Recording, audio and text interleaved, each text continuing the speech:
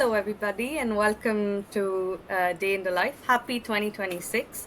I'm Priya, and I'm joined by my amazing co host Rajiv. Hi, Rajiv. How is it going? Going very well, thank you. A good start to 2026 because we get to chat to Dina here. So, Dina is the manager of the Qiskit India team, a role that he's comprised of pretty recently, and we'll get much more into that. But also, he's had a long career in the field of quantum computing and quantum information in general. He's also an adjunct professor at IITM, so we'll maybe touch on that a little bit too. But he's had a long, career in IBM doing various roles, including very technical sort of staff scientist roles as well. Before that, he obtained his PhD from the University of Waterloo in computer science, in particular quantum information science. He did his master's at the University of Toronto and his bachelor's at the Engineering College Guindy. So, hi Dina, how are you feeling today? Hey Rajiv and hi Priya. Yes, I'm doing great. Yeah, it's a good start to the year, and yeah, I think looking forward to chatting with you guys. And this. Thanks for doing this series. So looking forward. Yeah, we're super curious about what your day in the life looks like, but thank you so much for joining us. And I think I'd like to start by asking you because you just joined a new team recently, or you're in a new role. Um, were there big changes? How are you liking it? How are you adapting to it? How do you feel about it? Uh, so I think at the end of the day, it's still part of IBM Quantum team in India. We had been a close knit team here. I was doing more of, let's say, the India ecosystem building activities in IBM Quantum over the last 3 years. I was managing the partnerships, research and business partnerships with the academic institutions, and also working with LTI Mindtree, some of the business partnerships, and also some of the government initiatives for a couple of years. And when I was moving back to a technical role, there was also a period I was exploring the synergy between classical AI and quantum computing stack. So trying to see where all we can leverage in a productive manner the use of classical AI across IBM quantum hardware stack and software stack. So when I was doing that, there was this opportunity that came up to uh, build and lead the Qiskit development team in IBM Quantum India, and uh, this team anyway, like we closely work with. Uh, so I wouldn't say in terms of knowing the team and sort of getting into the role, uh, it's been like quite smooth, but there is certainly Nice. some ramp up because I had been deep down into Qiskit development in the past, so that's new for me uh, as an individual. But I think I can ramping up while also Maybe I can helping ask. with others. Yeah, I mean, I can. I want to like kind of piggyback on that because you're kind of. It seems like then what you said, you're transitioning kind of from a deep into the Qiskit as a contributor to more of like a managerial role. How do you feel about that? And maybe in your several roles, have you had experience in that before? And how do you feel about that change? Right. I think overall, I had in my career, I had been a sort of a full-time research scientist or someone who had managed partnerships. Okay, this is my first time I'm leading formally a technical team in IBM. So uh, that's something I think I feel excited about. That's something I always thought I will do at some point of time in my career, and it's true that like the first time doing it, there are some new things that pop up, some things that you anticipate, having seen how my managers had worked in the past, but there are always surprises that you get on the job, especially in the first few months. So that's been a nice experience, I would say, in the last 3 months doing it, and especially because this is not a team I grew up sort of become the manager. I was in a different team, and I sort of moved to a different teams. I mean, this particular team to manager. So I'd say that's nice experience. Well, congratulations, man. That's really cool, and we're looking forward to seeing all the cool things that your team gets done. And actually, kind of on this, so you've been in industry for a while, but actually also you've kind of recently stepped back at least one foot into academia with your adjunct professorship. So we get this question a lot from people, is like, how do you choose between industry and academia? I want to ask you the same question, but also, is this even like, how does that question work in your context, right? Okay. Uh,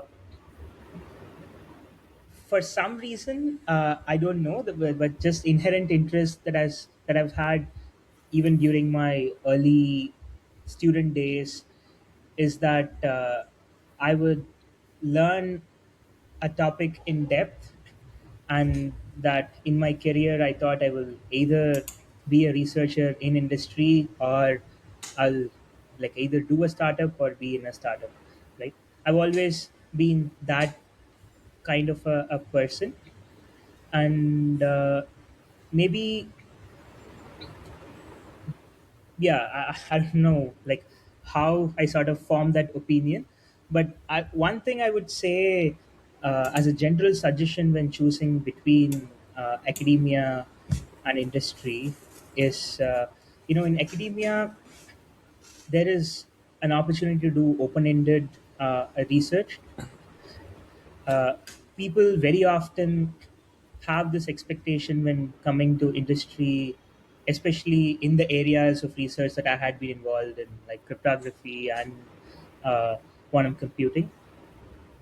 There is often an expectation among a lot of people, especially in India, about trying to do an academic research, but like sitting in an industry job. Uh, Mm-hmm. and that's what they like.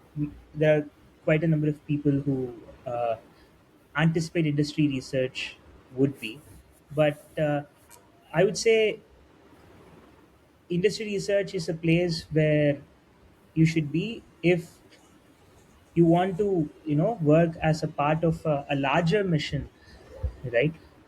Towards a bigger agenda that the company has set. Okay. And that could be something that's like very scientific, or it could be uh, towards a particular product, right? So there can be innovation specific to a particular product, or there can be innovation specific to a broader technology that uh, you want to contribute towards. And that is the attitude that's important to have if you come to industry research. Whereas in academia, if you're a professor, you are your own boss and you run your group, right? uh, there are things that you try to maximize, like like trying to improve the number of research papers that you write as a group. And of course there is also a larger agenda, but it's a smaller team that you work with, and you keep building on top of your colleagues and like your community's works to do the next big thing. uh, but in industry research there is a very large team that you become part of, and it's important for you to formulate your sort of goals and things aligned to the larger efforts as much as possible. Makes sense. And in now your two different roles and your interactions with research institutes, do you see that contrast, and how do you personally um, deal with this? Right. So I think in my case, uh, I don't know if it's a common scenario because uh, sort of lucky to be in a domain. I don't know if it's lucky or not, but anyway, like I happen to be in a domain where there is relatively less presence in academia. So it has been a natural synergy to have uh, to also sort of take up some time to uh, let's say time to sort of teach the students or spend some time sort of working with the students, guiding them on research, and working with the faculty who have some sort of adjoining interests but not yet still fully into quantum computing. So, that's one of the reasons there has been interest from IT Madras in to also, have me do this adjunct position. And yeah, I was also interested. So I think that's sort of a natural synergy that happened. I don't know, like how it would be in an already popular area like AI. It might work slightly differently, but yeah, I think that's I think that's how anyway like institutes look at adjunct faculty, right? Someone to complement the faculty in the department about domains or um, topics that they want to sort of have expertise in the department, but currently not don't have. So I think that has been a natural synergy, and uh, I think it has been like I like my interest in research started at IIT Madras. So when I was a student in College of Engineering in the Ghana University main campus, it's across the road from IIT Madras, and my research uh, career, if you want to call it that way, involved working with Professor Pandurangan and his PhD students in IIT Madras, and like I would sort of walk almost every evening, and then almost every weekend or holidays, starting from my sort of third year, and it has been a great starting point to explore research. And he had a great environment for research and learning set up in his lab. So I always have IITM at like close to my heart, and at a with very high respect. So uh, it just also happened that IBM's first quantum partnership was with IIT Madras, and I was in charge of the collaboration. So building on top of that, when this opportunity came up to be an adjunct professor there and wanting to, engage with the departments a bit more than what I would do otherwise, I thought, okay, it's like I'll be very happy to do that, even if that involves more travel than I anticipated. That's so nice. That's so cool that it's sort of like a full circle thing. That's Yeah. really nice.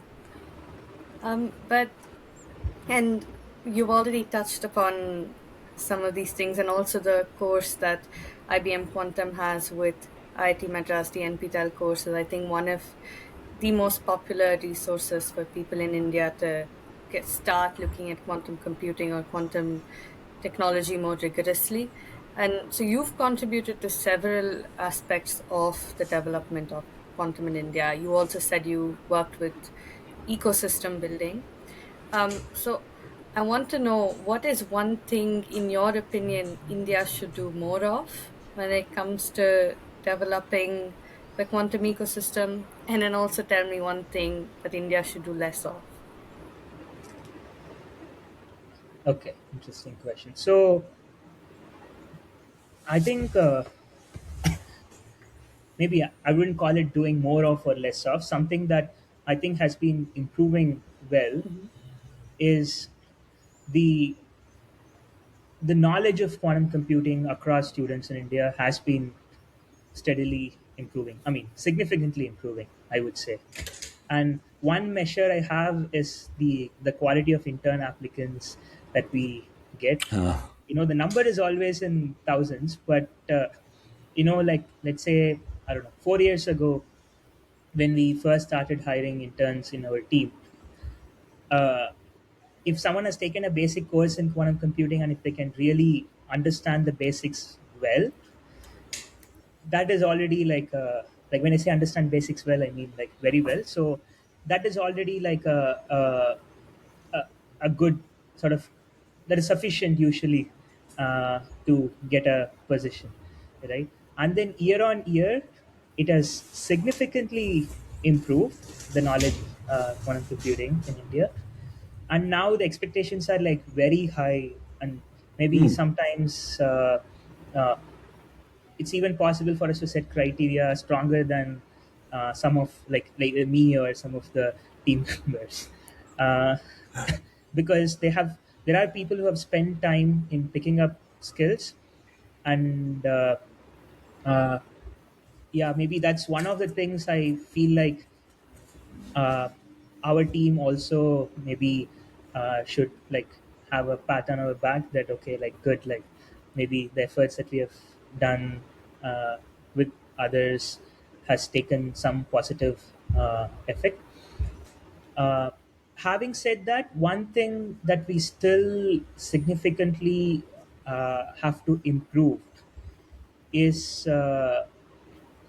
hands-on experience with respect to the theory that we learn.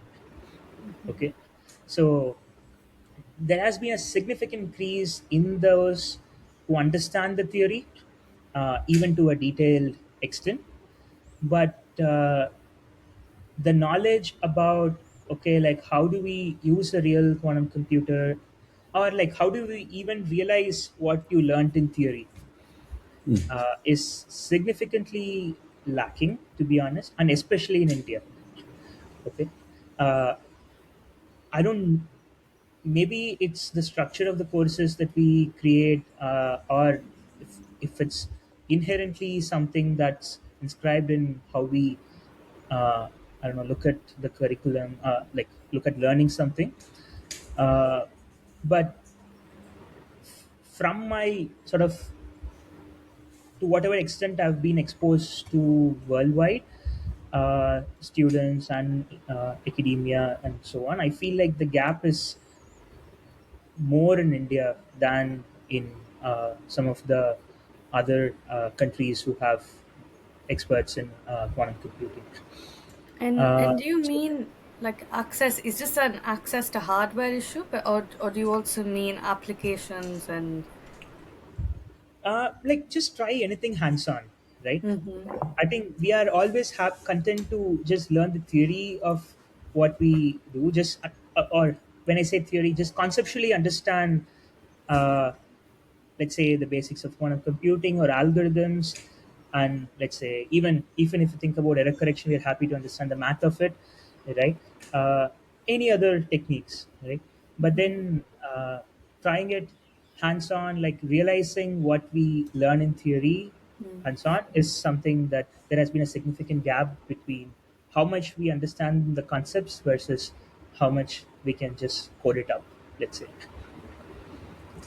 Okay. And Gotcha. I don't think it's just quantum computing. Maybe I think there's this particular gap from my limited exposure to other fields, and certainly I can talk about cryptography also, because that's was my actually original area of Yeah, research sure. before I transition. Right, even there, I think there is actually more of a gap between theory and the hands-on aspects.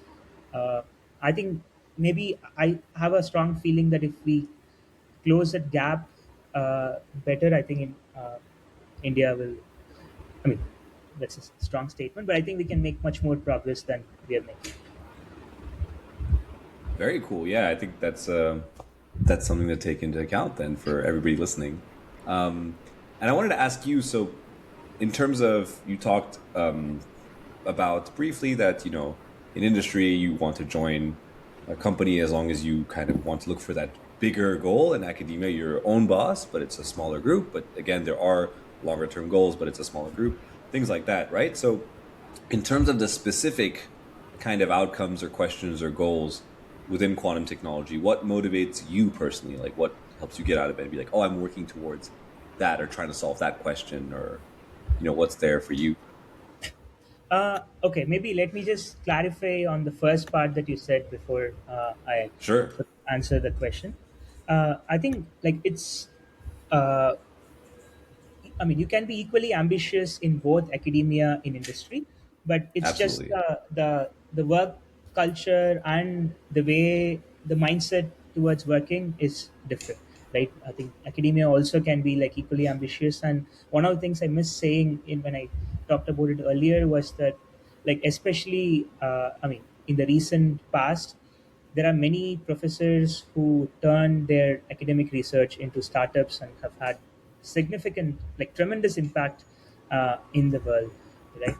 So it's just that, like, okay, you start, you're your own boss, you start incubating something, but in industry there is already a set system, a larger team, and then you Right. have like different goals that are sort of grow towards that larger goal, right? I think that's the main difference, but you can be equally ambitious uh, in both academia and industry, right? Okay, so sorry, can you rephrase, can you Yeah, sure. repeat? And so now, like in these sort of what motivates you to be ambitious, the specific questions or the specific goals within quantum technology, like what gets you out and be like, hey, I'm working towards that. You know. Uh, I think, to be honest, anything in quantum in the in the current world is extremely interesting and motivating, because there is, we still have to get it to the real world and make it have real impact, right? And I somehow uh, feel like it's like it will have a tremendous impact, and currently we are not able to demonstrate it. So there is, like, anything that moves us towards that, realizing the, let's say, the theoretical potential or whatever we anticipate, right? That is something that motivates me, and there are probably multiple facets to that, but I think anything along those lines actually motivates me. And do you see that? Have you seen, so from your student days to doing your PhD to now being in a more in a supervisory role? Do you see that your motivations, like you've been able to realize some of what you've been looking to do and what's been driving you? Interesting. Because I guess I'm asking from the perspective of Yes, quantum in particular. Well, you started off with cryptography, but quantum in particular is still quite nascent, and right. there's a lot of questions we don't have answers to. So how do you deal with just that uncertainty? Oh, that's something you're. In fact, that's a situation you like to be in as a researcher, right? That's when you actually Mhm. choose a research career. So I think I that was sort just of about to say comes that's the fun part, naturally. right? Yeah. I mean, if that's not there, then uh, you probably will do different things, right? I mean, economically, and I mean, it makes sense to do other things if not for the uncertainty and the research aspects, quote unquote, right? So that's something I really liked. But the first part of your question about, okay, like, what are the things I had dreamt as a student, and if I think I'm along the path, or like, okay, like, how much have I realized what I want to realize? Uh, yeah, I think something along these lines of where I am is probably where I dreamt uh, I wanted to be, which is to work on developing a cutting edge technology that will have significant impact in day-to-day lives of people. I know it's like very broad and uh, No. maybe something common as well, but It's that's sort definitely of, relatable. yeah.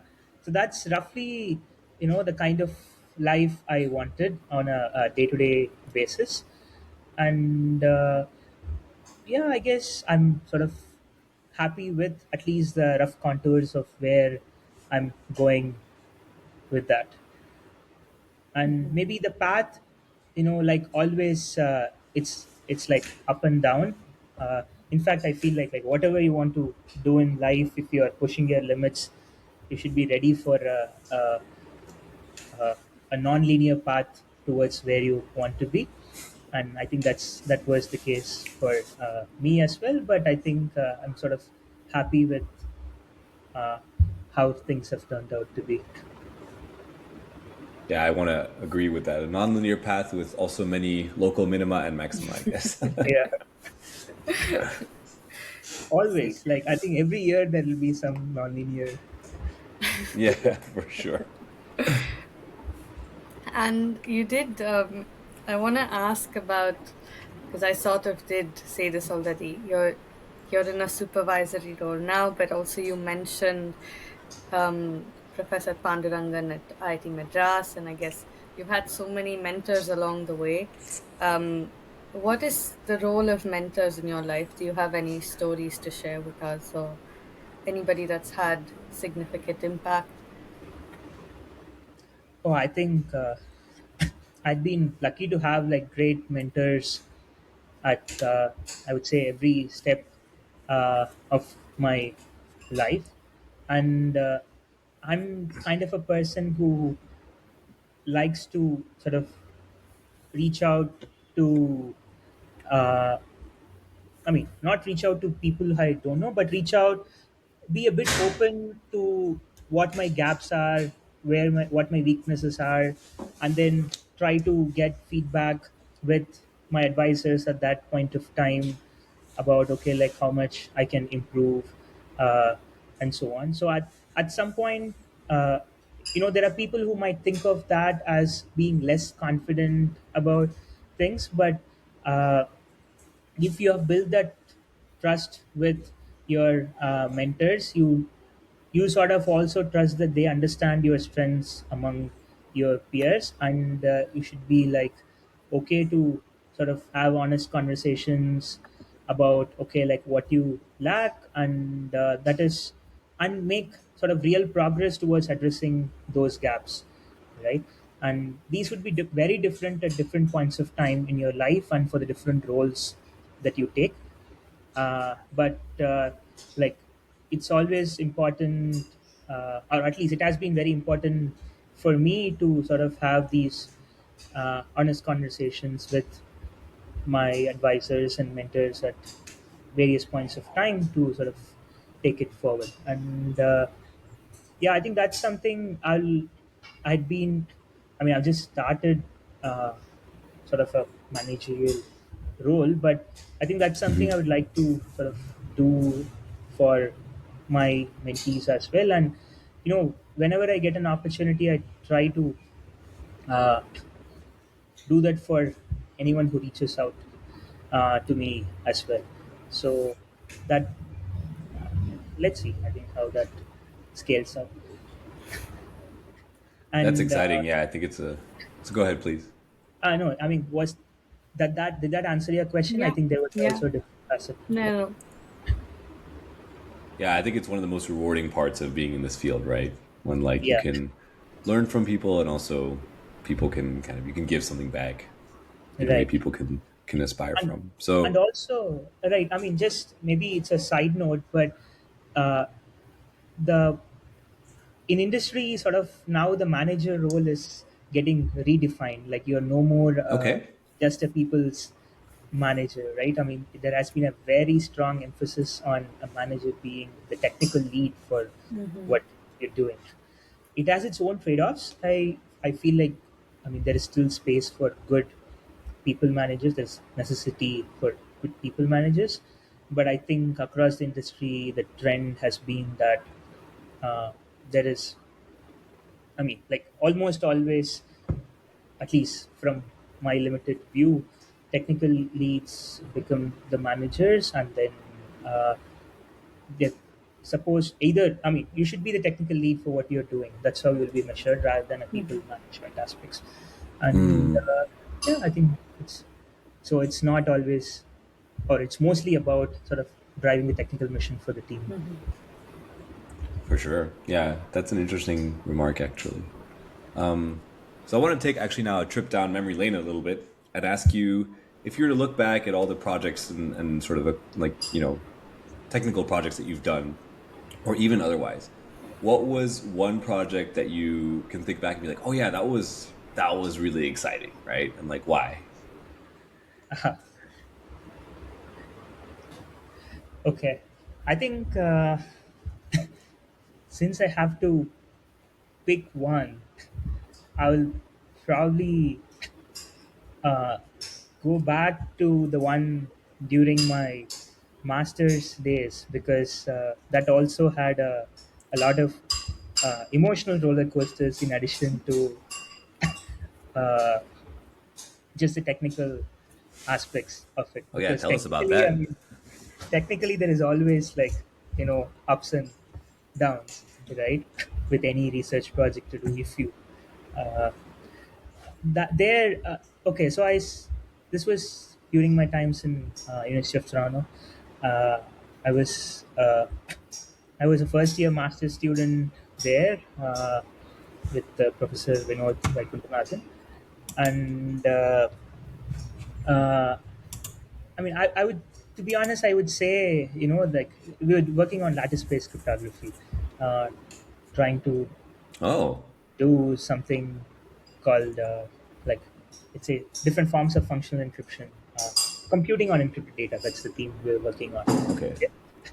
And uh, there was it, we were working towards my master's thesis, and there was a specific problem statement we were working on.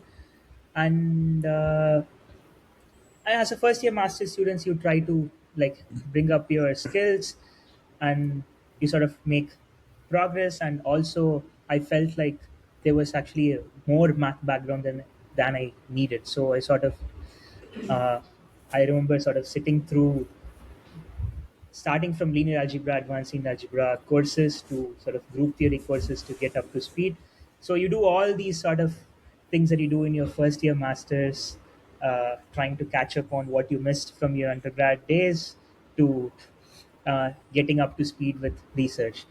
And then, okay, like, you try something for a okay, there is a vacation time. Okay, your advisor goes for a trip for a month, and then you try something for, okay, 2 3 months, you write it up and so on. And then you realize that, okay, whatever you did for the last 3 months doesn't work, because there is some basic, like, fundamental thing that you missed when you Yeah, did for, like, that you did not account for.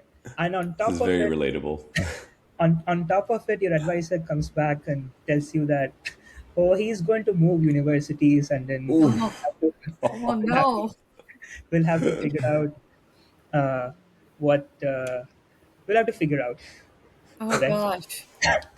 So these things happen within uh, a space of a few days. and Ooh. then and then you sort of uh, get a sleepless night as a first year master's student. I mean, you can deal with it, but looking back, uh, I mean, the system doesn't let you down most of the time. But as an initial year grad student, that is still, you're like, okay, like, what am I going to do in life? Kind of questions that come up, right? And then the most surprising thing to me was, okay, so sort of he tells me, we so the sequence of events is like, okay, the first day we meet after he comes back from vacation, you realize that, okay, what you've done over the last 2 3 months doesn't work, because it breaks for a specific assumption. And then that is a Saturday, and then Monday we have a long meeting where he helps me, like, go deeper and understand, okay, like, what is the cause for this sort of quote unquote bug, like, or like, how can we attempt to fix it. And then we meet again 2 days later for a few hours, and then there he tells me that, oh, okay, like, he has gotten a position at MIT and he is moving, and okay, like, we'll figure out what to do. And then that night, I cannot sleep. I'm like, okay, thinking what I'm going to do. And then uh, I don't know how, maybe I might have slept for 2 hours. And then I wake up, and then suddenly I start thinking about that problem statement again. I'm like, okay, we should fix this. And sort of early morning in the bed, I'm sort of thinking about that bug, and trying to fix this for a few hours. And just, if you're doing theory, there is this thing, you don't have to go to a computer and do this. You can still dream about it and still try this. solve it. But think for a few hours, and then and apparently you realize that the bug uh, actually lets you do something much more powerful than Oh, what you aim to solve for 3 months. wow. And and then now you get confused whether it's actually a feature or a bug. And that turns out that it's actually a very interesting sort of mathematical tool that can be used uh, for what you want to, and then okay, like you sort of uh, get ready quickly and run to your advisor's room, and then uh, you interrupt him in a meeting and and sort of give a few steps, and he is like okay, he, he's like okay, like he has to cut short that meeting because he also thought it's interesting, and then we Oh wow. and then we work it out, and it does turn out to be very interesting. And I think as of today, it became my master's thesis. It's still my most cited uh, paper. It also happens to be Wow. my first research paper uh, from my grad school. uh, and I mean, for him, it's, I mean, he has done many breakthroughs and he has gotten a Nobel Prize. He has done amazing things. It's probably yet another paper, but for me, I think because of the emotional roller coasters involved, I thought that's still something uh, yeah, I will probably remember for a while. And he still left though? No, tell me how that ended. Like, he Oh yeah, yeah, left? of course. So, I mean, like okay. he has decided that he was going to move to MIT from Toronto. Okay. He has been in Toronto, sorry, MIT from then on, still a professor at MIT. Yeah, Wow. but I think that was for a first year master's student who was just at that point getting up to speed. I think that was a bit of a ramp up in terms of the emotional roller coaster. It's a really nice story. It's a fantastic story. No, I But I felt think it was quite the roller coaster. yeah, I mean, like anyway, like you realize research is always, Mm. I mean, it's not always to this extent, but it's, you should be ready for like non-linear uh, like things in life, right? Ha. This, it really, especially what you say about in, if you, like from my own master thesis, I made mistakes with certain assumptions, and then my professor was not going to leave, but even then it was a lot of just laying in bed and dreaming about it and thinking about it, and then suddenly feeling like, oh, now I've got it. Now, indeed, we don't have to get rid of this assumption, but then we actually do, and it's a whole up and down and up and down Yeah, until yeah. yeah, yeah, I mean, yeah. we have had, of course, very often that we find bugs in our proofs or in what Hmm. we do, and then we fix it. But I think this timing was actually like was something I would remember because just the previous night he tells that okay, leaving, and I know for a initial year grad student from India, advisor Yeah. leaving, it's like oh wow, it's like your parents just moved to a different city kind of.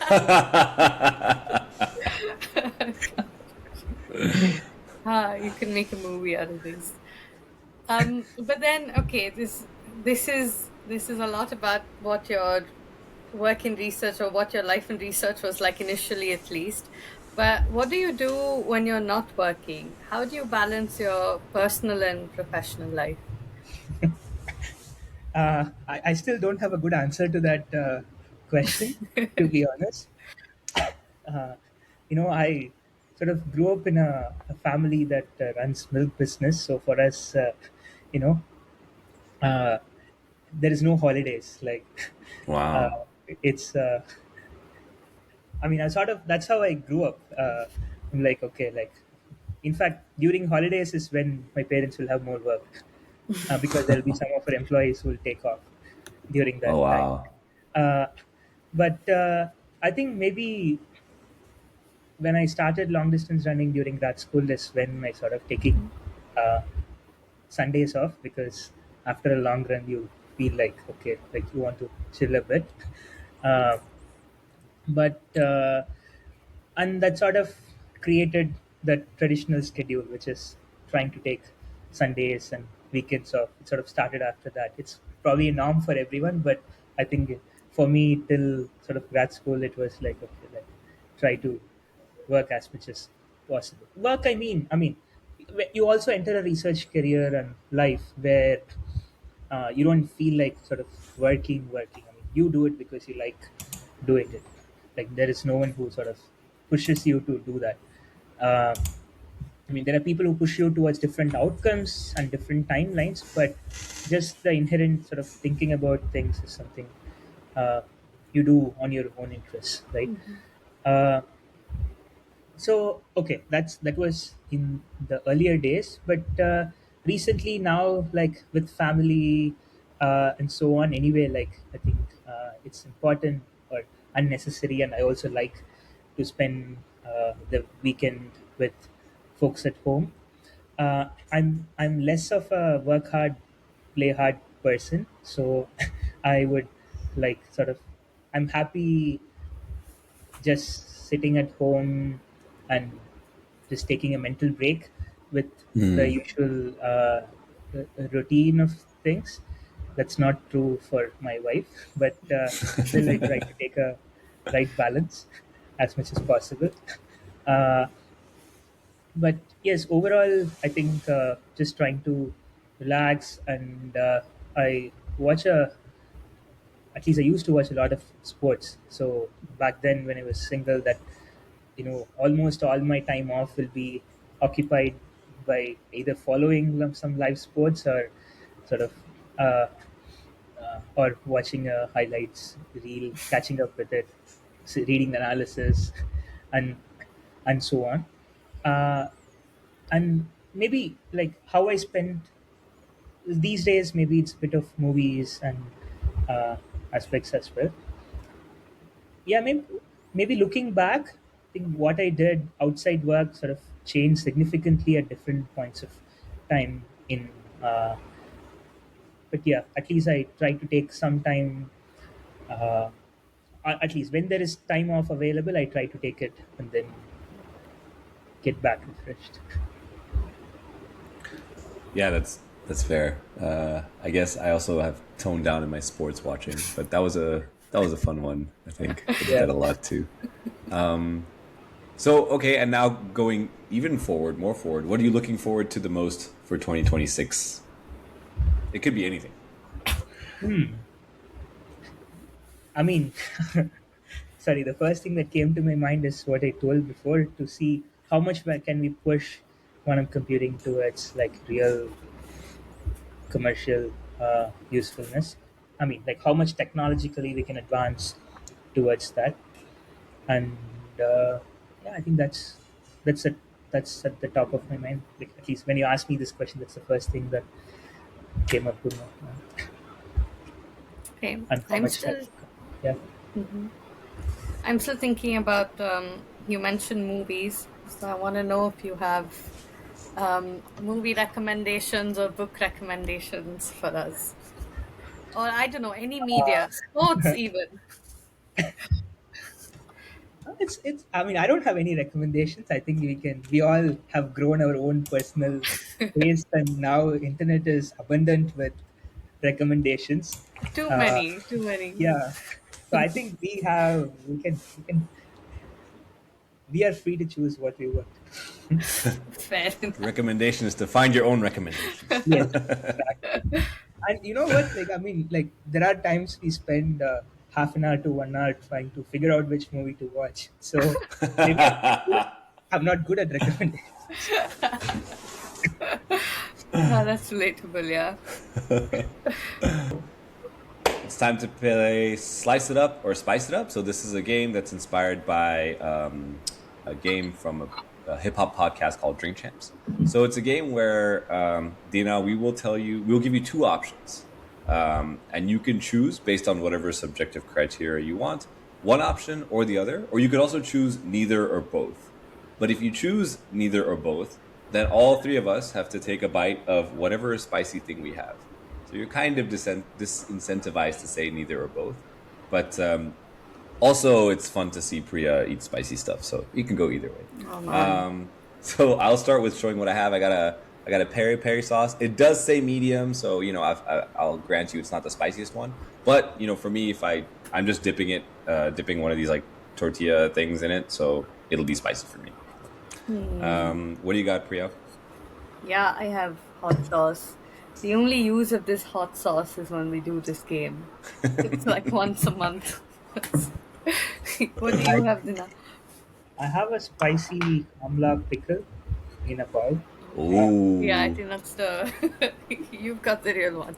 you got the real one, exactly. Yeah. But I'm not going to take a spoon. I'm just No, take a little bit. Yeah, Yeah, we don't you want have to to. take enough. We just take enough to make you feel uncomfortable, but not send you to the hospital, Yeah, right? yeah. So. Okay, so let's get started. The first question is Shore or Grover? sure. Okay. Okay.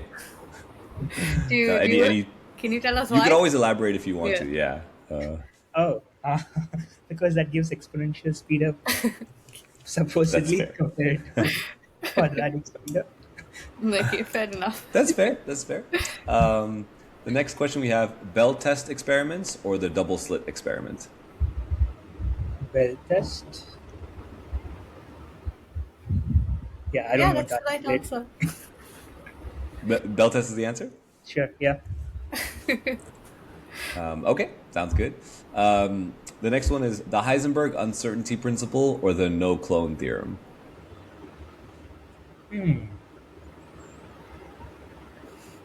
No cloning theorem? More Okay. so than the uncertainty principle.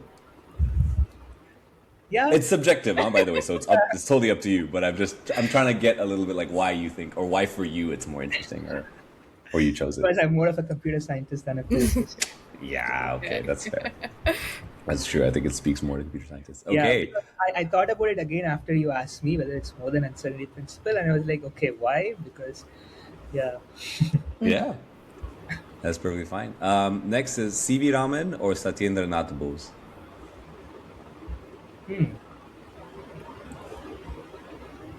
both. Oh, Hey. oh, All like right. this is going so well. I Okay. like this. Cheers, everybody. Oh,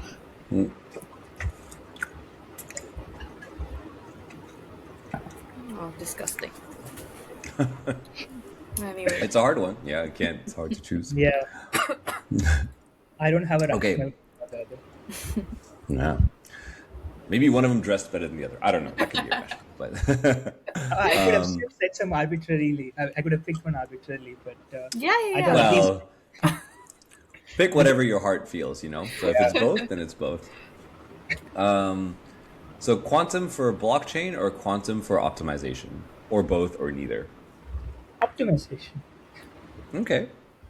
Yeah, I don't think blockchain is a natural useful.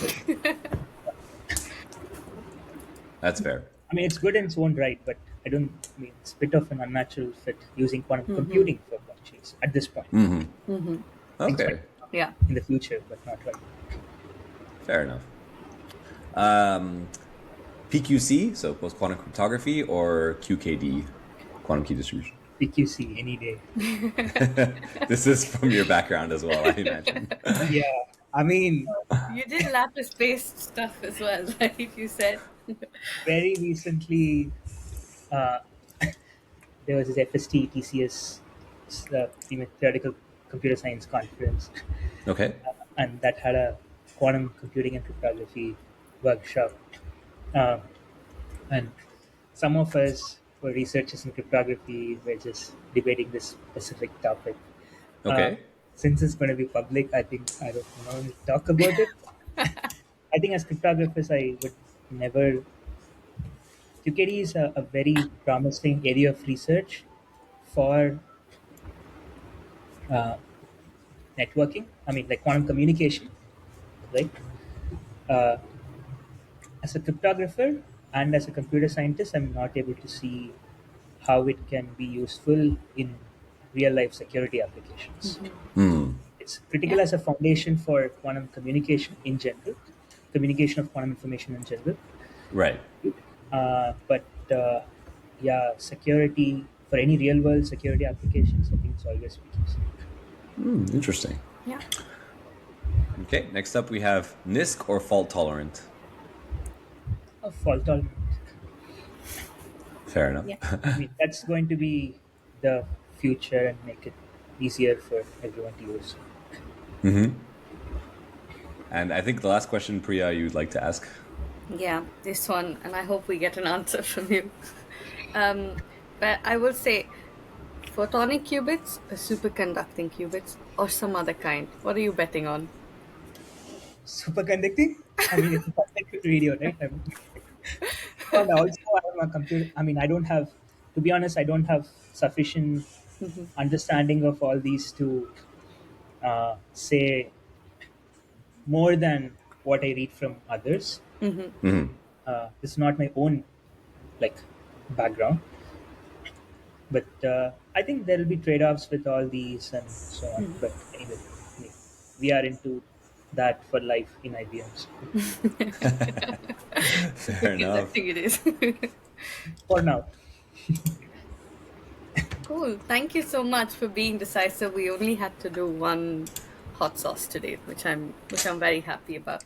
What's the norm? Um, Before we let you What's go, sorry? Would you ask What? what's the norm? Yeah, like I mean, Uh, what's usually what oh, is it actually? Good people are question. quite indecisive. I've had to struggle quite a bit in this. I I think I yeah, a would say, few yeah, like three or four maybe. I yeah, would say. I Yeah, yeah. yeah, yeah. More Actually, we could recently, I think, yeah, look back at the episodes and count. Right? If somebody wants to count and yeah, tell us the average in the comments, like let us yeah, know. yeah. Yeah, and now before we let you go, can I quickly ask you for any advice you have for people watching? Um, General advice, but also if somebody is looking to get into quantum computing, quantum information. uh, I would say that like now we have reached a stage where if you're starting your, let's say, student life, or if you're a student already, this is probably a right time uh, to get deeper into quantum computing, because by the time you finish your academic life, it should be like one of the most promising things, right? Uh, of course, like if, or let me rephrase it. If this domain is of interest to you, it's also going to be a good career option to you, because like it's sort of about to hit prime time. I'm relating it back to some of my friends from grad school who picked AI just because they're inherently interested in understanding about that topic. It was yet another domain in computer science. uh, Maybe actually this is something I like, I can tell about. I think it's sort of going a bit off tangent from your question, but Please. during my first semester in University of Toronto, the intro to machine learning course, this is 2012. This is still yet another course in like the computer science department, right? And I did not take that course because there was an intersection with the cryptography course for about 30 minutes. And what I later realized is they moved the ML course to a different time slot. And it was still like a single classroom, yet another course.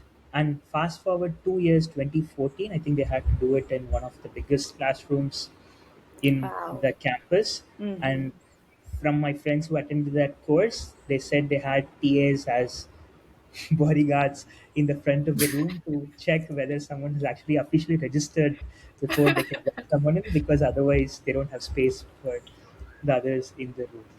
Right? The content remained the same.